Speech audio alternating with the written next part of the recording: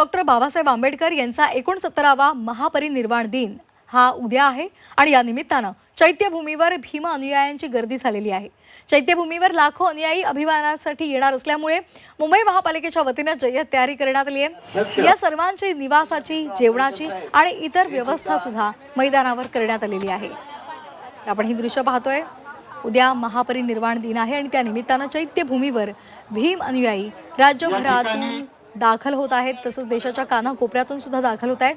चैत्यभूमीवर लाखो अनुयायी अभिवादनासाठी येणार असल्यामुळे मुंबई महापालिका सज्ज आहे, जय्यत तयारी करण्यात आली आहे। या सर्वांच्या निवासाची, जेवणाची आणि इतर व्यवस्था सुद्धा केलेली आहे। आदरणीय भीमराव आंबेडकर साहेब हे सुद्धा 69व्या महापरिनिर्वाण दिनानिमित्त महापालिका दरवर्षीप्रमाणे व्यवस्था केलेली आहे।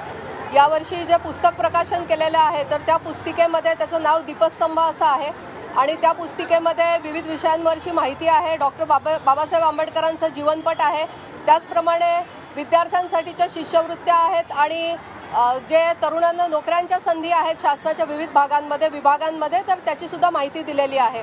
महापालिकेच्या वतीने जवळजवळ 1 लाख चौरस फुटाचे 2 मंडप आपण इथे घातलेले आपल्याला सगळ्यांना दिसतील। शौचालयाची आणि स्नानगृहांची व्यवस्था सुद्धा यावर्षी वाढवण्यात आली आहे। पुस्तकांचे जे स्टॉल आहेत ते अतिशय नियोजनबद्ध पद्धतीने यावर्षी आम्ही सादर केलेले आहेत। महापालिकेने ते स्वतः बनवून दिलेले आहेत वितरकांना।